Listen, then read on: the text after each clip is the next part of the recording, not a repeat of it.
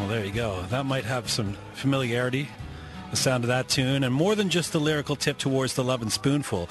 That's a song called The Death of You and Me, the debut single from the album Noel Gallagher's High Flying Birds, which is also the name of the solo project, fronted by one of the most popular and controversial songwriters of the past 25 years. Noel Gallagher is perhaps best known as the guitarist, occasional vocalist, principal songwriter for UK rock legends Oasis.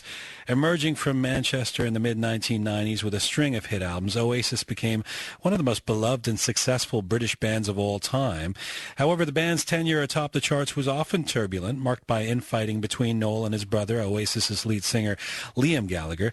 The band finally imploded when Noel Gallagher announced his departure from the band in August 2009. Since then, fans have been awaiting his return to music, and that time has finally arrived. His first solo project, Noel Gallagher's High Flying Birds, is being released today to rave reviews, with the UK's Daily Telegraph describing it as the best collection of Noel Gallagher tunes since Oasis's What's the Story Morning Glory. And I'm pleased to have Noel Gallagher with me here in Studio Q today. Hello, sir.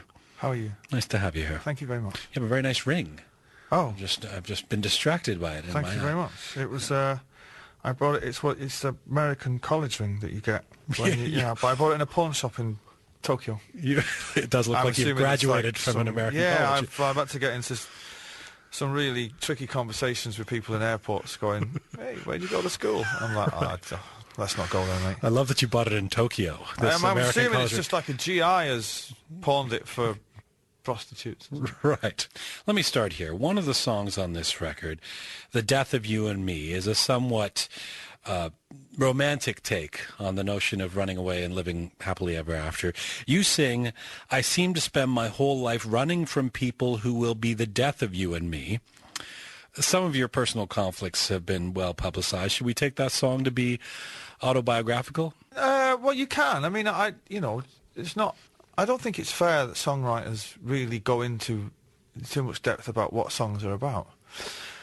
But there is a little bit of my own personal truth in all the songs, but they shouldn't really say that much to you about me. They should really say more about yourself. Do you know what I mean? If you relate to it, I wouldn't really write an album which was about me, because who wants to hear about my complaining? But some songwriters do. I mean, songs can be confessionals, right? Yeah, but some songwriters use it as a form of therapy. Do you know what I mean? I try to find the joy. Arguably John Lennon. Well, yeah, and I've got friends in the music business who do it on a regular basis, but I try to find the joy in my music or in a song. And if I'm writing something and I read it back and I find it too close to the bone, I'll change it, because really my private life is my private life. Interesting. Yeah. You prefer that separation. Yeah. It's not your catharsis? No. I've never been to therapy. Don't need it. Your brother was here a few months ago with his new band BDI. He said that after the dissolution of Oasis, Noel, he wanted to get back to making music right away. You took a bit more time getting back to it. Creatively, where were you at the end of Oasis? Well, I would always take a lot of time off after big world tours anyway. Do you know what I mean? You've got to, if I was working for 2 years, I'd have to balance it out with time off, because I don't live to work. I work to live, and what's the point of being a rock star if you can't just bum around for a year? There's no point in working every day of your life. Do you consider it work? I mean, some people would look at your life and think that work is something it's your passion, so it's what you live for. Well, look, we're all in the music game for different reasons. Do you know what I mean? And I am not a workaholic. I'm just not. And I don't feel the need to be in the papers or on stage all the time. Some people, their work defines them, do you know what I mean? And, in the 2 years that I had out, I actually felt like I hadn't done a great deal. When I totted it all up, I'd made 2 albums, I got married, had another baby, moved house, so I'd got through a lot, but I just don't feel the need to be announcing it to the world via my website, this is what I'm doing and it's going to be great. It's like when I'm away from the music business, I'm away from it, and that's it, the end, Let me ask you about this record. There's I'm going to say a confident gentleness to the sound of this record. The songs breathe. The guitar tones aren't particularly aggressive. If you agree with me, to what do you attribute those peaceful qualities at play in these songs? Well, when I was in Oasis, we were a stadium rock band, and for better or for worse, that's the music that I wrote because we played stadiums and big arenas all over the world, and you had to tailor. We didn't have to, but you fall into the trap of tailoring your music to fit whatever environment you're playing in. With this record, I didn't know where I was going to be playing, so it was whatever the song required. And I these songs would have sounded the same no matter what circumstances I was in. It wasn't me getting away from stadium rock. It's just that none of these songs are stadium rock. But is it to suggest that you felt, to a certain extent, that after a while being in Oasis was creatively confining? I never felt that. It's a great thing to be in a stadium rock band. It is the pinnacle. It's the greatest. That's why people are in bands, is to become huge and play stadiums. Why is it so great? It's just the spectacle of being in the stadium and all that. But on the other hand, you're restricted by the stadiums. You know what I mean? And with the song we've just heard, "The Death of You and Me," for instance, you could never play that in a stadium, because of the trumpets and all that kind of thing. And it's a very tricky arrangement, and it's tricky to sing. So I wasn't trying to do anything different. I just wasn't doing stadium rock. I'm not a rocker. You're not? No, I'm not a rocker. Meaning you've never been, or you're not now? You're in rock one and of the roll, most famous rock bands of all time. Yeah, but rock and roll, people perceive it in many, many different ways. I'm not for the black leather jacket and the cowboy boots and drinking champagne in a chandelier at 8 in the morning. Do you know what I mean? If you're asking me, I prefer the Neil Young side of rock and roll. Do you know what I mean? Huh. Because Neil Young is probably the most rock and roll person that there is. Absolutely. But without you, he doesn't, do you know what I mean? He's not like some guy waving a bottle of Jack Daniels around 8 in the morning. But that would almost suggest that you've, to a certain extent, been misunderstood all this time. I mean, people do think of you as the excessive rock and roller kind of guy, don't they? Do they? No. I don't know. Do they? I don't know. Am I thinking of the band or your brother or something? Well, Oasis, yes, of course, that's what it was. And when we started, we were all kind of quite young and all single guys, and we went for it. Do you know what I mean? But as it progressed, we all settled down and had kids and families, and we all had like 2 or 3 kids each. But people still perceived it like that because the music was still was mostly about youth and drinking and stuff like that. So, but I don't regret I don't regret one single note of being in Oasis. Not one. You mentioned the trumpets and some of the orchestration. It's such an interesting record because while there is that stripped down approach at times, there's this amazing diversity of instrumentation and musical sounds at play on this album that I don't necessarily associate with a lot of the records you made with Oasis. Did you envision these songs sounding as diverse as they are, or did you go in the studio and just start exploring and bringing in banjos and trumpets? Well, look, when we were in Oasis, we were a stadium rock band, so the songs we were writing were rock and roll songs. And when you're in a band with 4 other guys everything ends at Double Fantasy with Liam. It doesn't go any further than the death of John Lennon. That's it. That's what we were about. It was a singer who was obsessed to the point of lunacy with John Lennon, and Andy and Gem, they don't listen to dance music or jazz, do you know what I mean? And I do, And between the 5 of us, we created that sound that was Oasis, whatever it was. Now, of course, now I'm on my own, so I can just do whatever I want, And, I don't have to pull out a banjo and everybody go, what's that? It's a banjo. What are you going to do with it? I'm going to pluck it. That's what I'm going to do with it.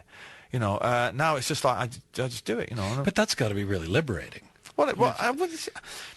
If that's really... but I don't want it to sound like I was some kind of shrunken flower in the corner to, a hostage to rock and roll in the studio saying, oh, damn this rock. I loved it, But now it's like... It's time for something different. Now that you've gone solo, you get described in the press as a singer-songwriter. Yeah. You don't like that term. No. Why not? Because singer-songwriter implies that the most important part of that is the singer bit. And I've often found with singer-songwriters, they've got great voices, and they tailor their songs to promote their voice, if you like. I'm a songwriter-singer. My voice is irrelevant to the song is the most important thing, and the melody. And if I had a voice like Adele or I don't know, I think the male equivalent. There's no male equivalent to Adele. No, I know, but I'm saying if I had one of those great voices, Stevie Wonder. I don't want to get into but you know what I mean. But it's like if I was a great singer, my songs wouldn't be as good because my voice Bowie. would. Will you take Bowie? Bowie's not a great singer. He's a great artist. He's not a great singer. Bowie was a great singer. No, he's a great artist. You don't put him down with Caruso, would you, or anything like that? Bob Dylan, for instance. He's a great singer? No, he's not a great singer. Right. He's a songwriter-singer. Yeah, he's a songwriter-singer. Singer-songwriter is different for me. I'm a songwriter-singer. My songs are more important than my voice. But you also say that when you describe your onstage role in Oasis as being that of a sideman. You were the primary songwriter, but otherwise a sideman. So now that you're front and center, what is that like for you? Horrible. Is it horrible? Yeah. Well, are you being facetious? No, everybody stares at you. It's weird. I've only done this is tonight. Tonight will be my 7th or 8th gig, and I can do it. Do you know what I mean? I'm inching forward to where I'm feeling comfortable with it. I don't feel nervous about it, but there is that thing where when I used to be on the side, nobody was looking at me. I could pretend I was Jimi Hendrix at Woodstock, do you know what I mean? Now it's like all these people are staring, and particularly in between the songs, everyone thinks you've got something to say. I've got nothing to say to anyone.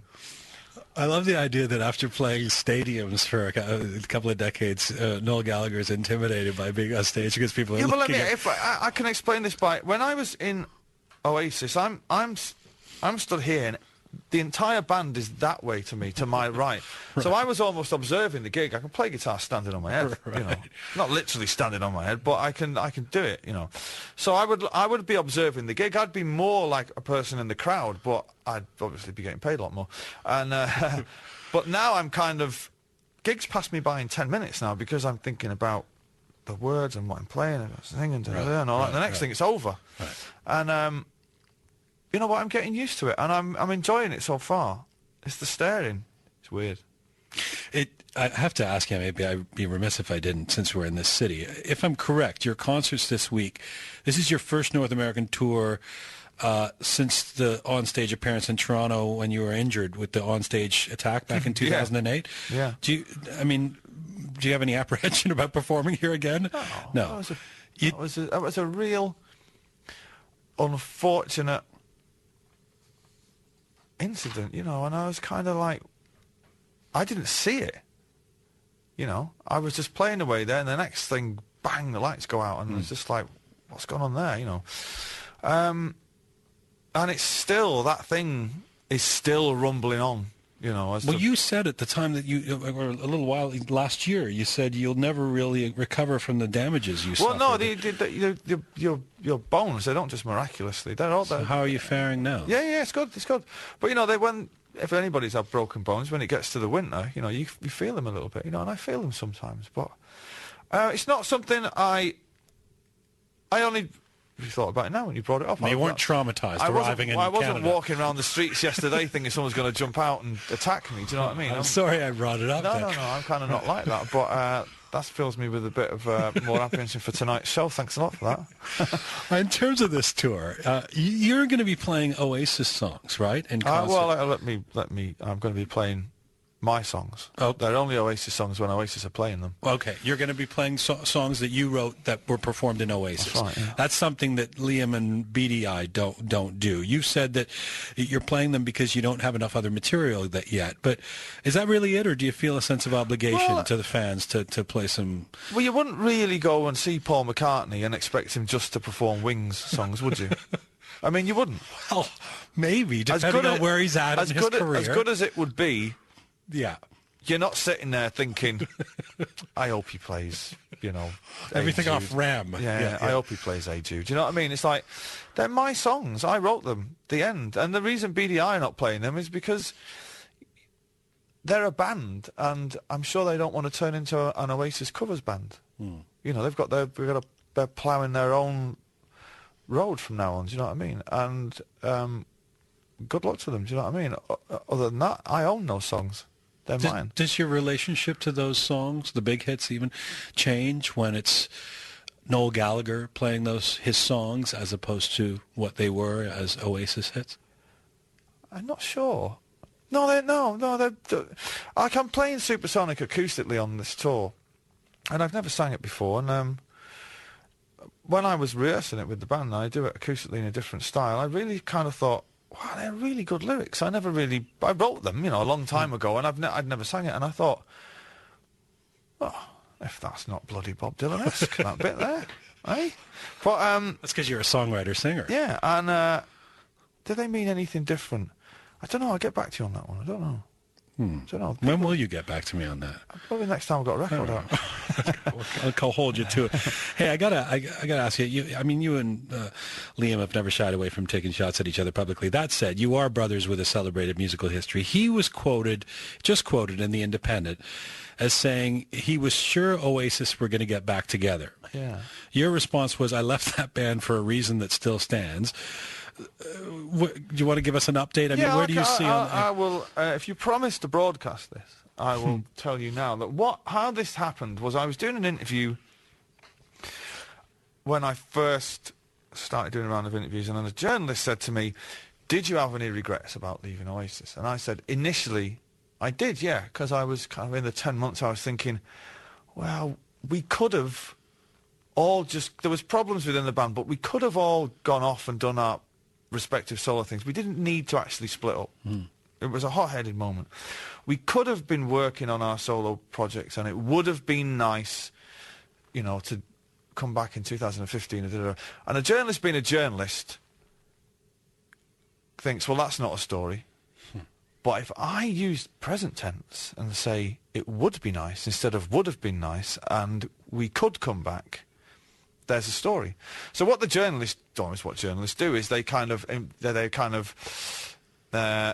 just edited a couple of things, and then the next thing was, that I'm open for a 2015 reunion, which I'm not. I left. I don't see any. And in the intervening 2 years, Liam was going around the world telling everybody what Circus Oasis was, and how if he had toured again, it would make him feel sick. And blah, but now blah, blah. He's the one saying that he thinks. Well, yeah, I find that ironic. And I also find it highly amusing. And I have a real problem with people who don't have the courage of their convictions. What does that mean? What do you? Well, if you're fronting it out for 2 years, then stick by it. Don't then afterwards decide that actually now I think it'd be a good idea. Life is not about backtracking. It's about I left Oasis for a specific reason, and everybody knows what that reason is, and that wouldn't change 2015 or no 2015. It wouldn't change. It's as simple as that. And I know it. And Liam's in the press saying the people demand it so they'll get it. Well, they don't need me.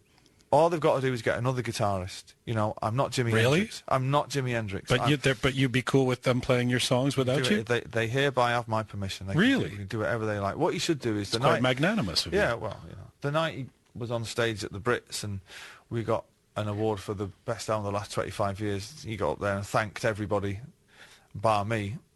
So I'll hereby say he should go and get those people, have a little rehearsal, and go around the world. They can do those songs, a lot of other songs they didn't write. As long as they're filling out the PRS forms at the end of the gig, I'm happy with that. You'll still be getting your royalties. Hey, man, it's a real pleasure getting to talk to you. I appreciate your candor. And I thank you very much. And I want to go out on the album's first North American single, If I Had a Gun. You want to say anything about this song? I wrote it while I was still in Oasis, as a matter of fact. I was doing it at sound checks, just feeling it out. When the band had gone off, I would stay behind and just do it on acoustic guitar, and I never thought anything of it. And at this point, I didn't have a computer. I didn't get a computer till last Christmas, my first ever computer. Somebody came up to me, one of my friends, and said, I really like that song, If I Had a Gun. Now, he couldn't have known this. Nobody could have known about that song. And I said, what are you talking about? And he said, I've heard it on the internet. Unbeknown to me, somebody was taping one of these sound checks on a phone, and I put it up on the internet. So I kind of went and I looked, and it was, thousands of people had watched it, and everybody was digging it, and I was like, so I got a computer, and I thought, I better keep my eye on all this stuff. Turns out half the album's already up there, because I'm playing them in sound checks, kind of, just for me. Right. And, so there's an unfinished version of If I Had a Gun, and all these people were then posting clips of themselves on YouTube, finishing it off. And I think it's the only song that's ever been covered by 20,000 people before it's ever been written. Before it's been released. Or written. Before it's been written. I hadn't even written it. Right. But it's... Why on earth didn't you have a computer until last year? Well, I never felt I needed one. Really? And I still really regret buying it. I remember kind of being at home for the first time, and I kind of switched it on, and it went boom, done that chord. Yeah. And I thought, right, okay, let's go on this internet thing.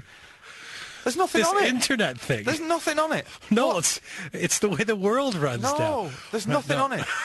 There is nothing on there. There's a lot. I read stories about me on there that made me laugh out loud. I read a story that, honestly, it beggars belief. Can I share it with you? Absolutely. Go ahead. The story said, this is when my wife was pregnant. And it went, it is believed that Noel Gallagher has placed a £10,000 bet with a bookmaker that his new child will be born on the 9th of October, as to coincide with John Lennon's birthday. It is believed. By who? I thought to myself. But could you imagine going to your wife and saying, see, the thing is, you're going to have to get this kid out next week, because we all know it's John's birthday, and we all know how important that is to Uncle Liam. You know what I mean? He'll freak out. But not only that, I've only got to put 10 grand on it. So get a wriggle on, lady. But you can't blame the internet. You can't blame the existence of computers for believed. that. By who is it believed? By the idiot that wrote it. Nonsense is on there. There's nonsense. All it's for is for entertainment and shopping. Other than that, that's it. Really, isn't it? Noel Gallagher, I look forward to the time when I hope it's soon, when you return, partly because you still need to answer my question about the relationship to songs and how it's changed, but also because it's a great joy getting to talk to you. Thank you for this. Pleasure. British songwriter and singer Noel Gallagher joining me here in Studio Q. His debut solo album, Noel Gallagher's High Flying Birds, has its North American release today. I highly recommend it. If you're in the Toronto area, you can catch Noel Gallagher's High Flying Birds live in concert tonight at Massey Hall from his new album. This is the song, If I Had a Gun.